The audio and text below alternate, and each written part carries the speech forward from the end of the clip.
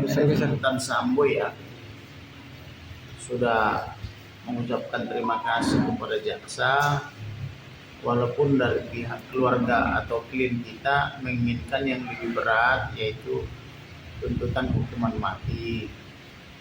Tetapi memang di pasal 24 Undang-Undang Dasar 45 ada diatur mengenai hak hidup dijamin oleh konstitusi, walaupun dalam pasal 10 tentang stelsel pemidanaan hukum kita masih mengatur adanya hukuman mati semisal terhadap pasal 340 Kode Pidana, juga apabila ada makar atau mengancam keamanan dan keselamatan presiden dan begitu. Jadi kalau kita bicara sistem teori, memang Pancasila, Undang-Undang 45, Undang-Undang Perpu, Perda dan seterusnya itu memang 245 merupakan yang tertinggi daripada undang-undang. Artinya undang-undang kita mengatur masih bisa hukum pidana, tetapi di dalam konstitusi sudah ada tentang jaminan hak hidup. Tetapi kalau melihat kualitas kejahatan daripada Ferdy Sambo yang melakukan pembunuhan terencana dan sadis, terus menipu atau membohongi presiden, menipu atau membohongi DPR MPR, menipu atau membohongi Kapolri dan lembaga-lembaga terkait negara lainnya, termasuk komisi-komisi, bahkan menyeret 97 anggotanya dari berbagai instansi kepolisian, dari Propam, Paminal, kemudian Provos, kemudian Bidum Polri, Polda sampai dengan Polda Selatan, Polda Metro Jaya. Memang dia sudah pantas dihukum mati karena ini sangat jahat dan sangat berbahaya. Tapi karena kita berbicara dari segi keimanan, mudah-mudahan dengan diberikan dia tuntutan seumur hidup dan dikabulkan oleh majelis hakim, dapat dipakai sisa hidupnya itu untuk merenung dan kembali ke jalan yang benar. Namun keprihatinan juga kepada kita karena PC atau Putri Chandrawati, Kuat Ma'ruf dan Ricky Rijal sebagai otak daripada pembunuhan ini, yang pura-pura lupa, pura-pura tidak tahu, padahal dia memerankan perencanaan itu semua, justru hanya dituntut 8 tahun karena uangnya banyak, uang hasil dari kejahatan-kejahatan atau dengan white collar crime. Sebaliknya kepada orang yang telah berubah, jujur dan berterus terang, dalam hal ini Barada Richard Eliezer, justru dia dituntut 12 tahun. Seolah-olah perbuatan baik dan benar dari Barada Richard Eliezer seperti tidak berguna bagi jaksa. Ini yang membuat mak-mak setanah air protes dan marah-marah sepanjang beberapa hari ini, karena mereka tidak terima hukuman PC lebih ringan daripada hukuman atau tuntutan maksudnya ya, daripada Barada Richard Eliezer. Sehingga banyak yang marah-marah dari Sabang sampai Merauke, dari Pulau Miangas hingga Rote, menyatakan kami sudah tidak percaya hukum di Indonesia akibat ulah daripada jaksa penuntut umum.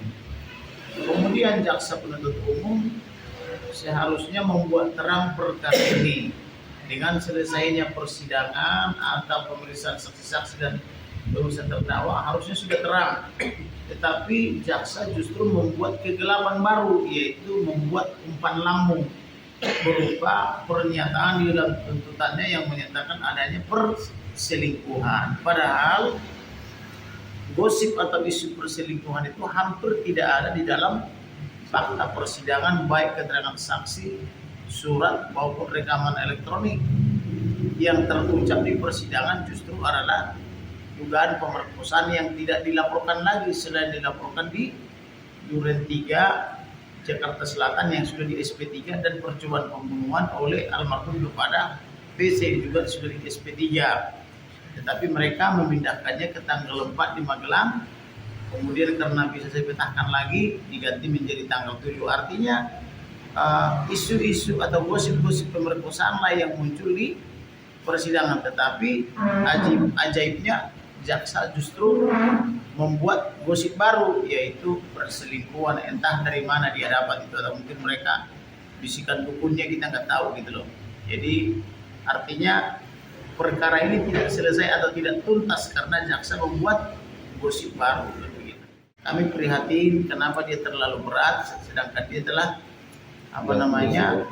berubah, menyesal dan menyadari kesalahannya serta berusaha mengungkap seterang-terangnya apa yang terjadi sesuai apa yang dilihat dan didengar dan dialaminya.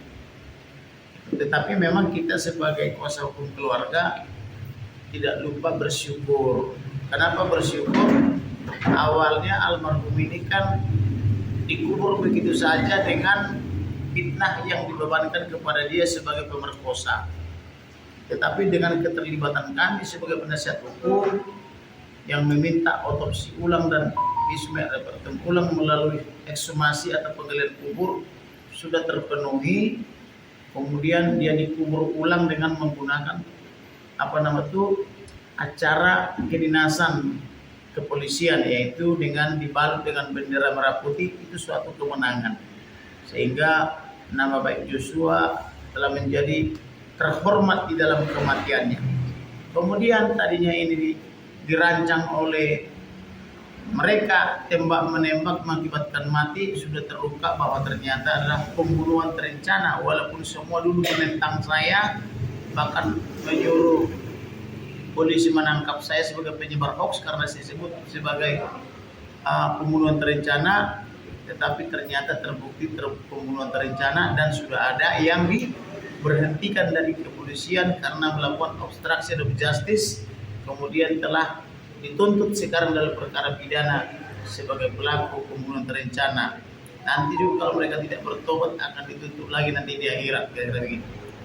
Kalau dari segi kualitas kejahatannya memang dia layak dapat hukuman mati karena telah menipu Presiden, DPR, MPR dan lembaga-lembaga terkait lainnya, termasuk menyeret begitu banyak anggotanya yang di PTDH atau dipecat, ada yang dipatsus, ada yang demosi dan sebagainya. Artinya ini telah terbukti menyengsarakan 97 polisi berikut dengan istri dan anak-anak mereka.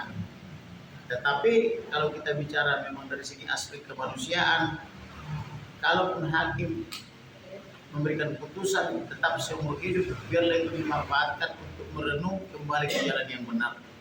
Jadi hakim sebagai wakil Tuhan sesuai irah-irahnya, demikian dan berdasarkan analisa dapat secara bijaksana, tegas dan lugas untuk menjatuhkan vonis atau putusan yang tepat dan benar agar tercapai kepastian hukum, keadilan dan pemanfaatannya, yaitu dengan cara memberi putusan, bisa juga dengan cara memutuskan ultra petita. Ultra petita itu maksudnya lebih berat daripada tuntutan jaksa, khususnya kepada PC, Kuat Ma'ruf dan Ricky Rijal, dan memberikan jauh lebih ringan kepada Richard Eliezer.